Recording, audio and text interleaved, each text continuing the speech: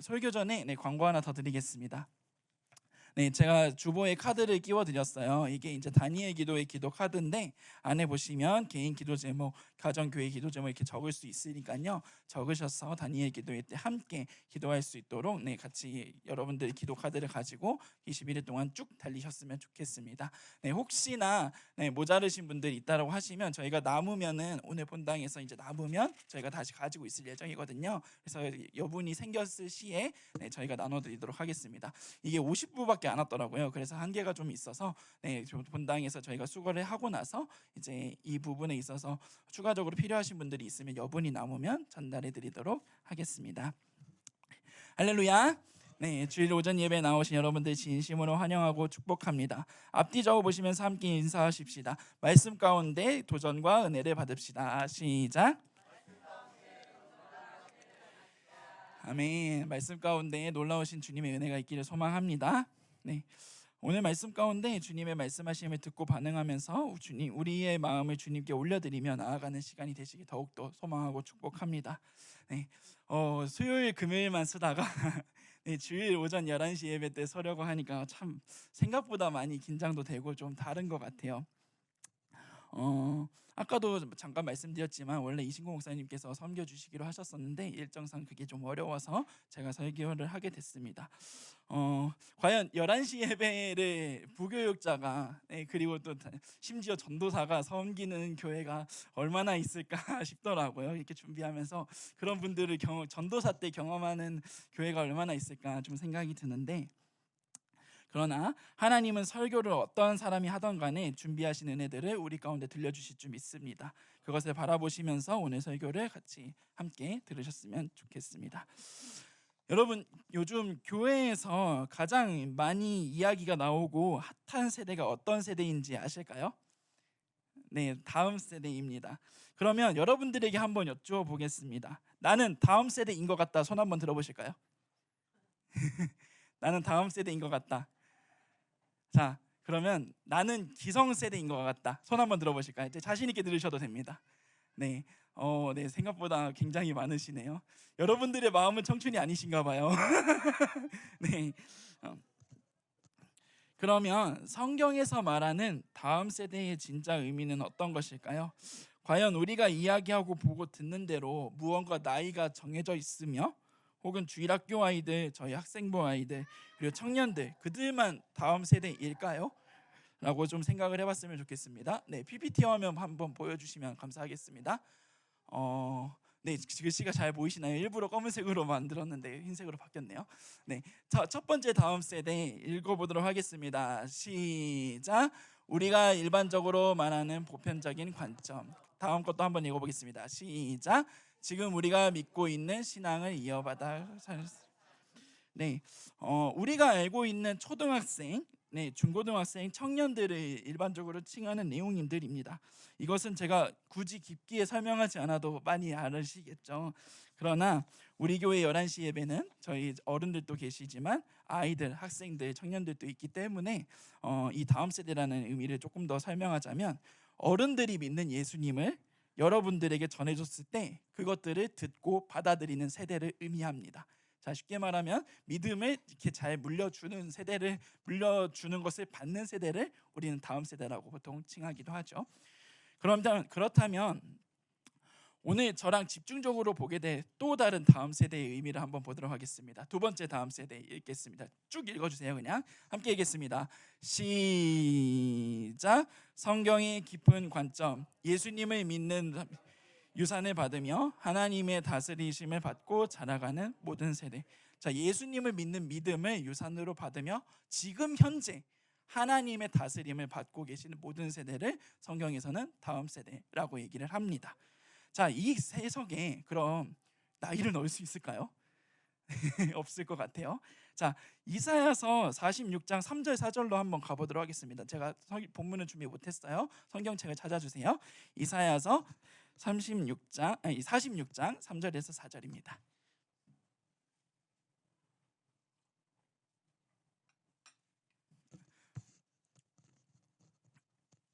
이사야서 46장 3절에서 4절.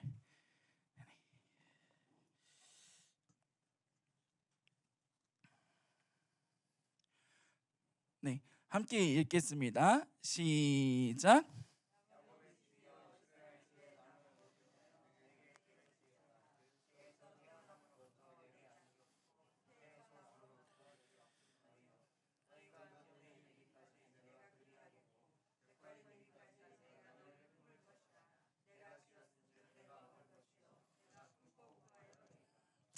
아멘. 네. 어떤 내용일까요? 네. 즉 우리가 아는 다음 세대랑은 조금 내용이 다르죠. 그죠? 우리 모두가 하나님의 인도하심을 받는 세대라는 의미로 충분히 접근할 수 있다는 것이 좀 더 새로운 관점을 가지게 만듭니다. 여러분은 과연 어떠한 세대로 살아가고 계십니까? 밝음 읽은 이 이사야서에서는 어리고 젊은 사람들부터 장년과 노인들에게 이르기까지 하나님이 포기하지 않으시고 그 다음 시대를 살아갈 사람들로 계속해서 성장시키겠다라는 다짐이 담겨 있는 하나님의 말씀인 것이죠. 그러면 우리는 과연 성경적 다음 세대들로서 교회를 어떻게 바라봐야 하고 나의 공동체를 어떠한 마음으로 섬겨야 할지 오늘 사도 바울의 말씀들을 돌아보면서 다음 세대가 다음 세대에게 어떤 하나님의 마음을 이야기하고 소통해야 하는지 돌아보는 시간이 됐으면 좋겠습니다. 이쯤에서 한 번 더 선포해 보겠습니다. 오늘 주제 말씀 한번 보여주세요. 썸네일. 네, 함께 읽겠습니다. 시작. 다음 세대가 다음 세대에게, 네, 이런 주제를 가지고 함께 나누려고 합니다. 오늘 본문을 전반적으로 정리하면, 네, 두 번째 다음 세대만 나와 있는 거 계속 띄워주세요. 네, 이거를 끝까지 켜주시면 됩니다. 네, 오늘 본문을 전반적으로 정리하면 사도 바울은 복음을 전하는 긴 여행을 마치고 예루살렘에 3차 전도 여행을 마치고 돌아왔어요. 그는 여러 나라를 다니며 많은 사람들에게 예수님을 전했고 수많은 교회들이 그 자리 가운데 세워졌습니다. 예루살렘 교회 사람들은 바울을 반갑게 맞이했어요. 그가 전한 복음의 소식은 그가 전한 복음의 소식, 교회를 세우고 세상을 세우고 하나님 앞에 나아가게 했던 그 수많은 일들을 보고는 정말 놀라운 일로 여겼습니다. 다른 나라 사람들까지 예수님을 믿고 있다니 모두가 하나님께 그런 감정을 가지고 감사했습니다. 하지만 그 안에는 다른 생각을 가진 사람들도 있었죠. 그들은 바울이 율법을 무시하고 유대인의 전통을 버리게 가르친다고 오해하기 시작했어요.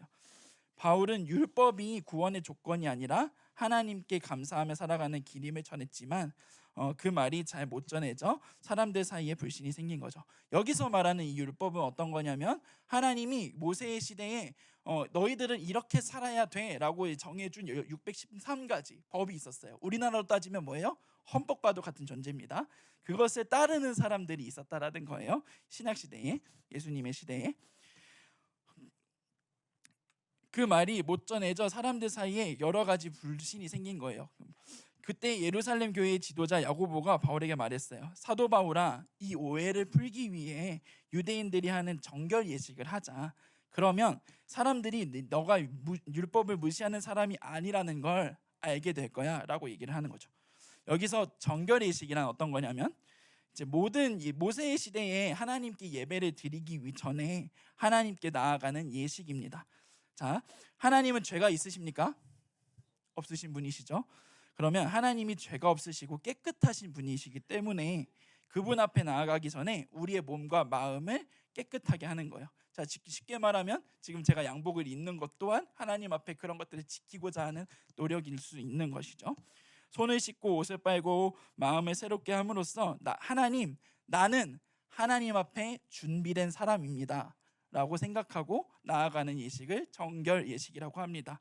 이 내용은 바울에게 쉽게 받아들이지 않는 선택이었어요. 바울은 받아들였거든요. 그러나 그 과정 속에서 바울은 받아들이기 쉽지 않았어요. 왜냐하면 이미 율법을 하나님께서는 자유롭게 예수님을 통하여서 물론 율법은 분명히 우리가 지켜야 하는 도덕적 도리와 하나님의 나라의 위계 질서는 들어가 있습니다. 그러나 그것이 구원의 조건이 되지는 않아요. 목사님들 말씀하시는 대로 예수님을 믿어야만 구원이 될 수 있지, 율법주의자들이 잘못된 건 어떤 거였냐면 율법만 지켰기 때문에 잘못되는 거였어요. 그렇게 사도 바울은 예수님 안에서 이미 자유를 얻은 사람이잖아요. 그죠?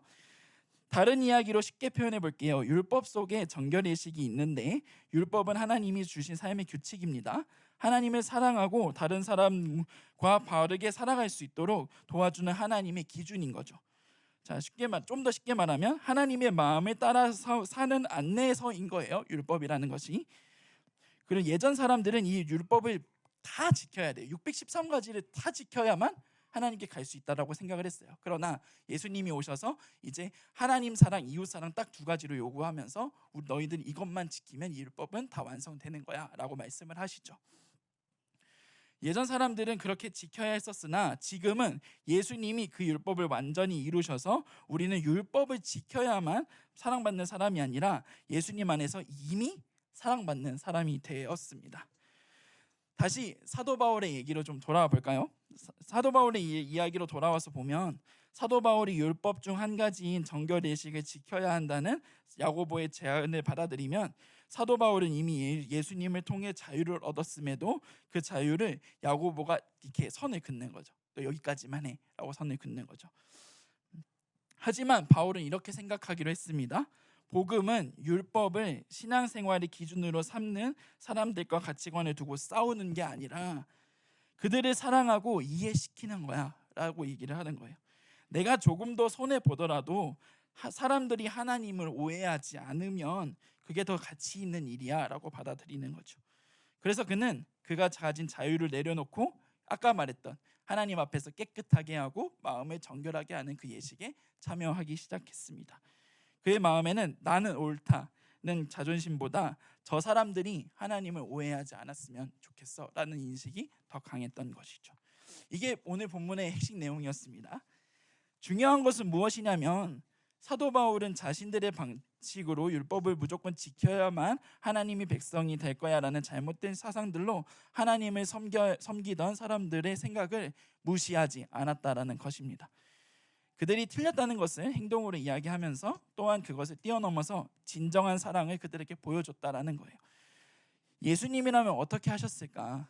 예수님이라면 이 사람들을 어떻게 대했을까라는 것에 대해서 생각하면서 그들의 마음을, 율법주의자들의 마음을 이해하는 과정을 겪어가면서 진짜 사랑이 무엇인지를 보여줬다는 것입니다.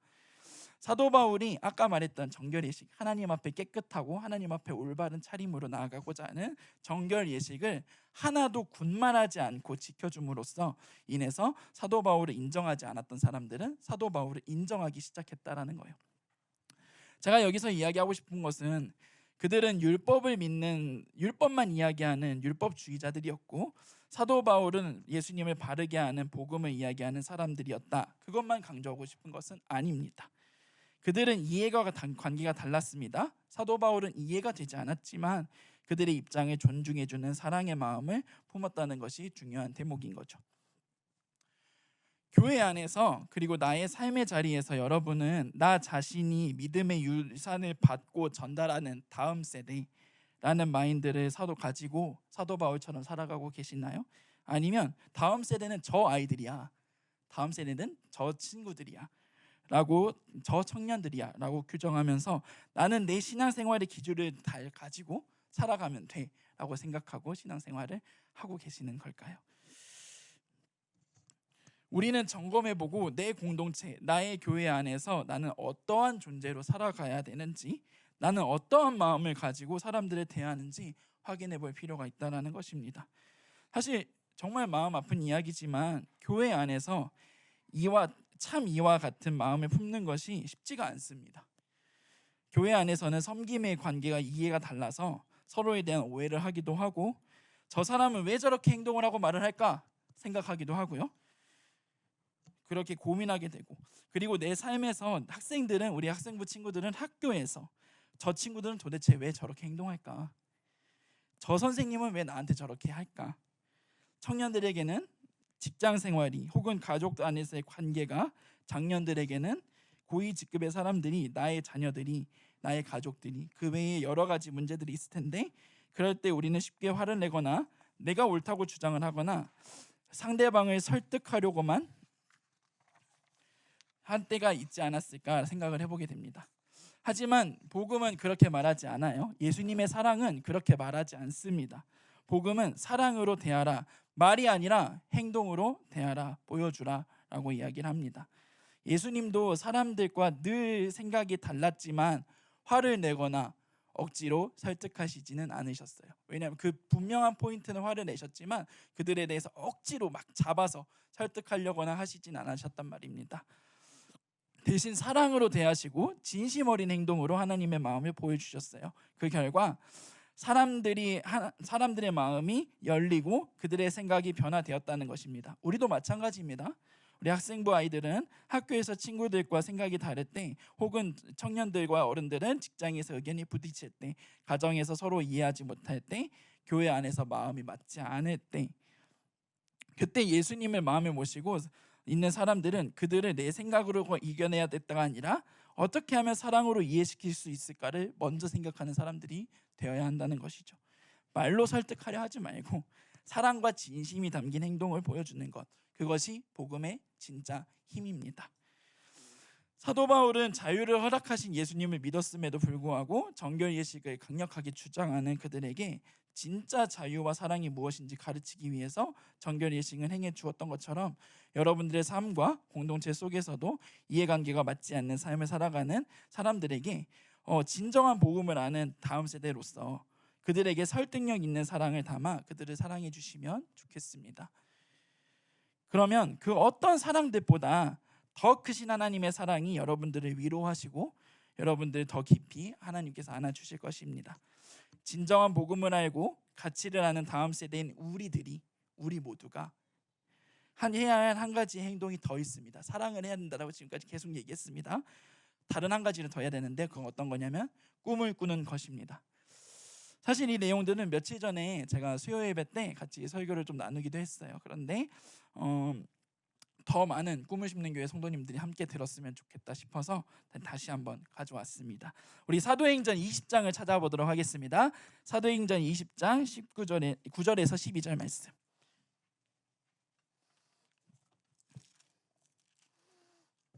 사도행전 20장 9절에서 12절 말씀. 네, 금방 찾으셨으리라 생각이 됩니다. 네, 함께 읽겠습니다. 시작.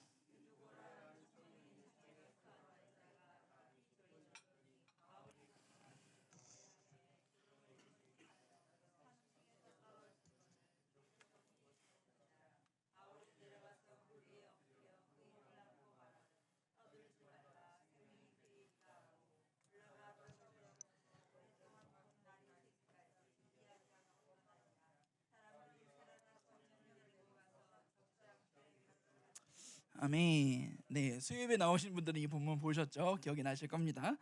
사도행전 20장에서 사도 바울은 이제 에베소라는 도시를 떠나서 이제 또 가고 있었어요. 에베소 도시에서 여러 가지 일들이 있었지만 생략하겠습니다. 너무 길어지기 때문에. 네, 에베소를 떠나서 마게도니아 리스 지역으로 여러 교회를 돌아보면서 이렇게 성도들을 격려했어요. 그리고 트로아라는 곳에 다시 갔는데, 이 트로아라는 곳은 위치적으로 어디냐면 지금의 터키, 튀르키의 서부 지역 이제 도시 쪽을 얘기를 하고 있습니다. 그곳에서 바울은 주일 밤에 모인 사람들에게 이렇게 말씀을 지금처럼 나누고 있었어요. 자, 그런데 이야기가 현대 교회가 아니죠. 옛날 교회잖아요. 3시간, 4시간, 5시간, 6시간 이렇게 선포되면서 이제 새벽까지 가게 된 상황이에요. 근데 이제 사람들이 너무 많이 몰리니까 이 유두고라는 청년이 있었습니다. 그 사람이 지금 우리로 따지면 테라스 같은 장소에 이렇게 걸터 앉은 거예요. 자, 그리고 걸터 앉았는데 이게 새벽이잖아요. 이렇게 꾸벅꾸벅 졸다가 낙상 떨어졌습니다. 3층 정도 되는 높이입니다. 3층에서 떨어졌는데 사람들이 이제 달려가 보니까 이미 죽은 상황이었어요. 이미 3층에서 떨어져서 죽은 상황이었는데, 그때 바울이 내려가서 유두고를 이렇게 껴안으면서 말합니다. 걱정하지 마세요. 아직 살아 있습니다. 라고 얘기를 하는 거예요. 자, 그리고 하나님은 그 청년을 다시 살려주셨어요. 사람들은 놀라면서도 감사했고 그날 밤은 두려움보다 하나님의 생명과 사랑을 깊이 느끼는 밤이 되었겠죠. 자, 그러면 여러분 생각해 보십시오. 그런 상황이면 사실 죽었어요. 꿈을 꿀 수 있을까요? 없어요. 네, 여러분들 내 주변 사람들이 한 명이 죽었는데 주님 이 사람 좀 살려주세요 하면서 꿈을 꾸면서 이야기할 수 있나요? 솔직한 심정으로 볼 때 없어요. 근데 사도 바울은 선포하는 거예요. 이 청년 다시 일어날 거야. 라고 선포를 합니다. 사도 바울은 유두고라는 청년이 3층에서 떨어지고 나서 내려가는 상황들 가운데 3층이니까 막 계단 타고 내려가든 뭘 타고 내려가든 했겠죠. 꿈을 꾸는 것을 멈추지 않았습니다. 그가 하나님의 뜻 아래에 살아있을 것이라는 소망의 꿈을 꾸는 것을 멈추지 않았어요. 바울이 드로아에서 유두고를 살린 이야기는 단순히 한 청년이 다시 살아난 기적뿐만은 아니었습니다. 그것은 하나님께서 그 장소에 있던 모든 세대에게, 모든 다음 세대들에게 나는 여전히 너희 안에서 새 일을 행하고 있다라고 선언하고 계신 것이죠. 그날 사람들은 세대의 구분 없이 하나님이 여전히 일하신다는 사실을 보았어요. 하나님 나라 안에서는 다음 세대가 특정 나이의 사람이 아닙니다. 모든 세대가 다음 세대인 것이에요. 왜냐하면 하나님은 언제나 지금 우리를 새롭게 하시고 학생들만 새롭게 하시는 거 아니잖아요. 청년들만 새롭게 하시는 거 아니잖아요. 우리 모든 세대들 하나님은 늘 새롭게 다듬어 가시고 만들어 가고 계세요. 그분은 언제나 지금 우리를 그렇게 새롭게 하시고 그분의 꿈은 어떤 세대에서도 멈추지 않습니다. 왜요? 하나님의 시간은 영원한 시간이잖아요. 그렇죠?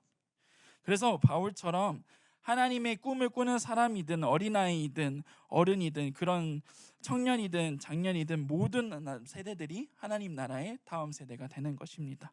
그런데 하나님 나라의 다음 세대가 해야 할 것들이 그렇게 있다라는 거예요. 제가 학생부 아이들에게 늘 이렇게 빠르게 좀 강조하는 것들이 하나가 있습니다. 저는 어떤 걸 많이 강조하냐면 신앙은 엘리베이터보다 계단 같다라고 얘기를 하죠. 해랑이 들어본 적 있지? 대혁이도 아마 들어본 적 있을 거예요. 엘리베이터는 특성이 뭐예요? 굉장히 빠르게 올라갑니다. 그런데 이 줄 하나가 끊어지면 엘리베이터는 기능을 못 하잖아요. 그죠? 자, 여기서 이제 신앙생활이라는 건 쉽게 말하면 그런 거예요. 뭔가 수련회처럼 신앙생활의 결과물이 보여지고 뭔가 은혜가 충만한 것처럼 매일매일 그렇게 느껴지고 하는 상황을 얘기를 하는 겁니다.